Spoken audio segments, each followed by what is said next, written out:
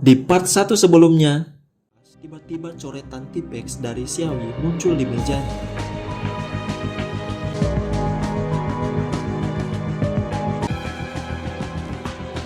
Xiaoyi sudah lama meninggal.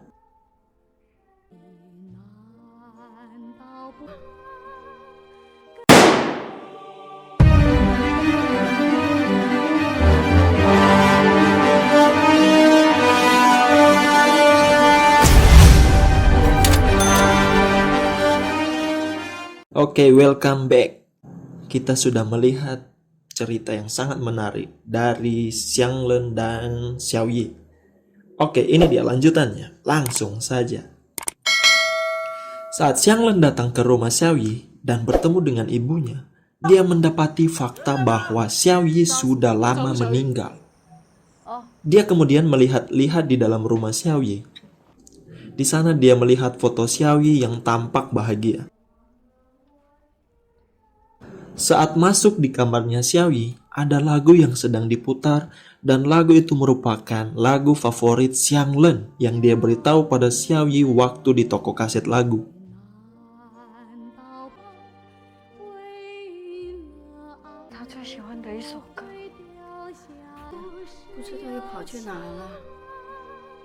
Kemudian, ibunya Xiaoyi memberitahukan Xianglen bahwa putrinya itu mencintai seseorang yang juga menyukai lagu ini.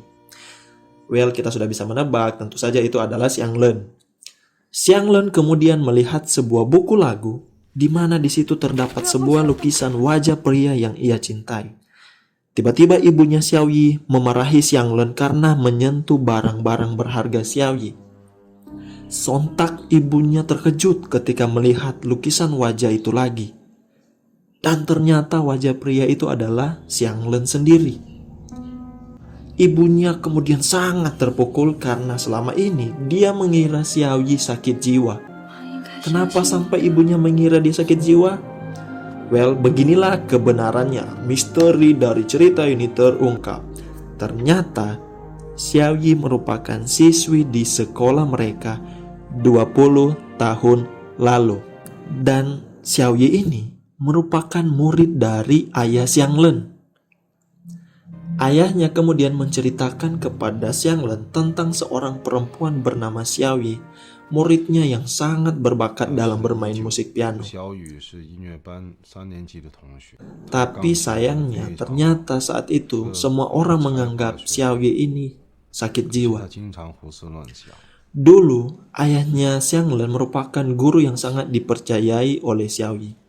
Makanya setelah mengalami segala sesuatu dengan Xianglen, Xiaoyi menceritakan kepada ayahnya Xianglen tentang dia yang pergi ke masa depan dan bertemu dengan seorang pria yang sangat ia cintai.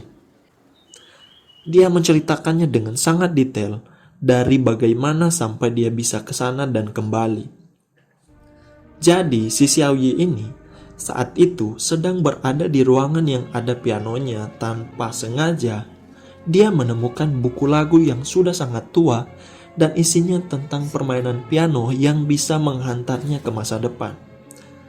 Tentu sebenarnya ini tidak make sense. Tentu saja.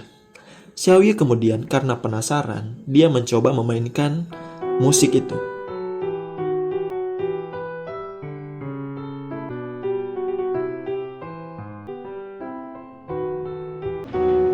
Dan tiba-tiba setelah selesai memainkan musik, dia sampai di 20 tahun di masa depan.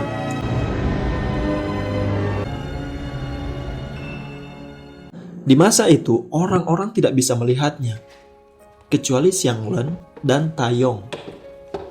Mungkin karena kebetulan Xianglen adalah pria yang pertama kali melihatnya, dan Taeyong yang berkebutuhan khusus punya semacam bakat melihat hantu atau apalah alasannya, pokoknya terserah sutradara dan penulis skenario. Xiaoyi kemudian menceritakan masa-masa indahnya bersama dengan Xianglen kepada ayahnya Xianglen tentang bagaimana dia bisa jatuh cinta dengan pria di masa depan. Tentu saja kalau kita di posisinya ayahnya Xianglen, kita juga pasti akan menganggap dia tidak waras. Tapi ini film, oke, lanjut saja. Pada saat Xiaoyi melihat Qingyi berciuman dengan Xianglen, ternyata dia bersembunyi di balik pintu tanpa disadari oleh Xianglen. Hati Xiaoyi melihat itu sangat terpukul.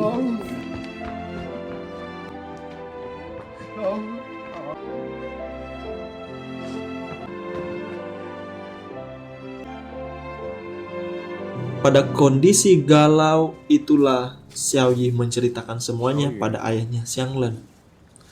Dia kemudian meminta ayahnya Xianglen merahasiakan cerita ini pada orang lain. Tentu saja ini perlu dirahasiakan. Saat itu muncul Taeyong, tukang bersih sekolah yang waktu itu pada masa itu ternyata dia masih sehat normal guys, belum seperti saat di masa depan. Dia memberitahu Xiaoyi untuk tidak tergoda dengan ayahnya Xianglen. Itu bercanda ya.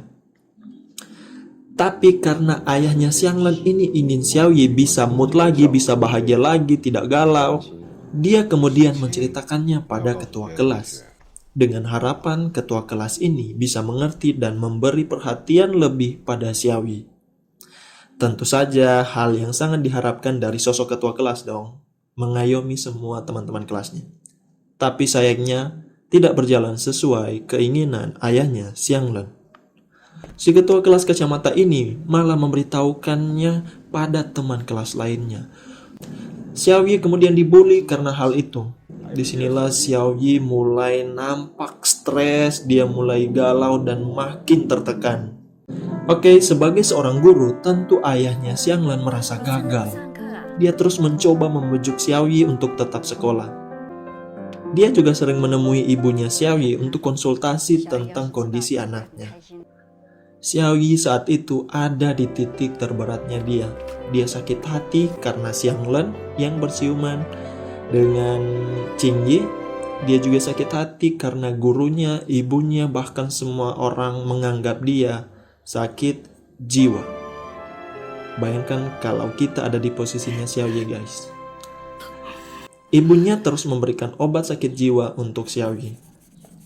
Saat Xiaoyi mencoba untuk bisa kuat dengan memaafkan ibunya, tiba-tiba dia secara tidak sengaja mendengar ibunya yang sedang menyalahkan almarhum ayahnya yang memaksa Xiaoyi waktu itu masuk sekolah musik yang membuatnya jadi sakit jiwa. Padahal tidak benar ya guys. Mendengar hal itu, Xiaoyi malah jadi semakin sakit hati. Dia kemudian meminum obat sakit jiwa yang diberikan ibunya karena dia marah. Oke. Sebenarnya sebelumnya dia tidak mau minum, tapi karena sakit hati dia minum. Sampai hari kelulusan tiba, ayahnya Xianglen datang mengunjungi Xiaoyi dan membujuk dia untuk menghadiri hari kelulusan. Xiaoyi kemudian teringat dengan janjinya kepada Xianglen di hari kelulusan supaya datang menyaksikan Xianglen. Akhirnya dia memutuskan untuk pergi ke hari kelulusan itu. Ayahnya Xianglen kemudian mengajak dia berfoto bersama dengan teman-teman lain, tapi mereka malah menghindarinya. Kecewa dengan sikap teman-temannya, ia kemudian pergi ke ruangan piano itu dan pergi ke masa depan untuk melihat Xianglen tampil. Ya tentu untuk menepati janjinya pada Xianglen. Saat itu ketika dia bertemu Xianglen dan berpelukan, Xiaoyi ternyata salah paham guys saat itu. Ketika melihat gelang Qingyi yang ada di tangannya Xianglen, dia ternyata mengira mereka berdua telah jadian. Dan dia mengira Xianglen sudah melupakannya.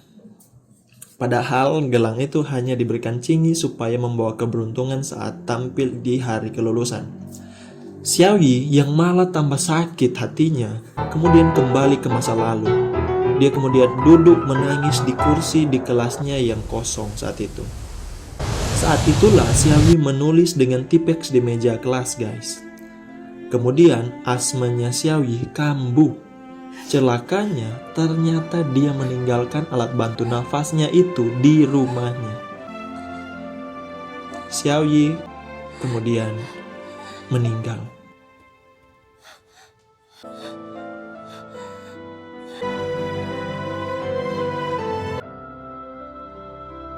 Sungguh sangat menyayat hati ini, remuk rasanya hancur. Kemudian ayahnya Xianglen selesai menceritakan semuanya pada Xianglen tentang Xiaoyi. Saat itu ayahnya mencoba menunjukkan buku lagu yang waktu itu diberikan Xiaoyi di masa lalu. Tiba-tiba Xianglen sudah pergi saja, guys. Saat membuka buku itu, mengingat-ingat lagi tentang yang diceritakan oleh Xiaoyi, ayahnya Xianglen kaget. Di dalam buku itu ada pesan dari Xiaoyi untuk pria yang dia cintai di masa depan. Di dalam buku itu ada selembar kertas yang ada lipatannya. Ketika ayahnya Xianglen membuka lipatan kertas itu, ada namanya Xianglen. Ternyata selama ini dia juga salah menilai Xiaoyi.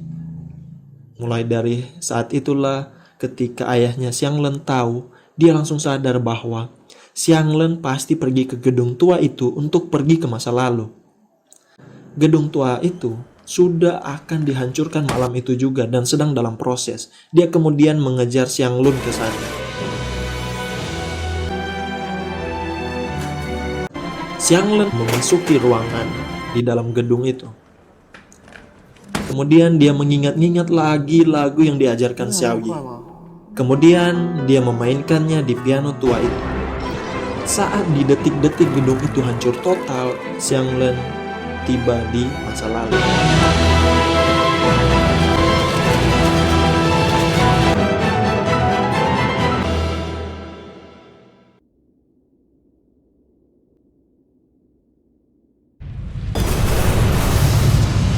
Masa di mana Xiaoyi belum meninggal dan belum mengenal Xianglen. Dia kemudian bertemu dengan Xiaoyi dan mengulang cerita cinta mereka. Kali ini bukan di masa depan, tapi di masa lalu. Sungguh ending yang sangat epic. Awalnya aku kira ini ending yang menyedihkan, tapi tidak. Tapi kasihan juga sih, ayahnya Xianglen ditinggal sendiri di masa depan. Dia tidak bisa kembali lagi karena gedung itu sudah hancur.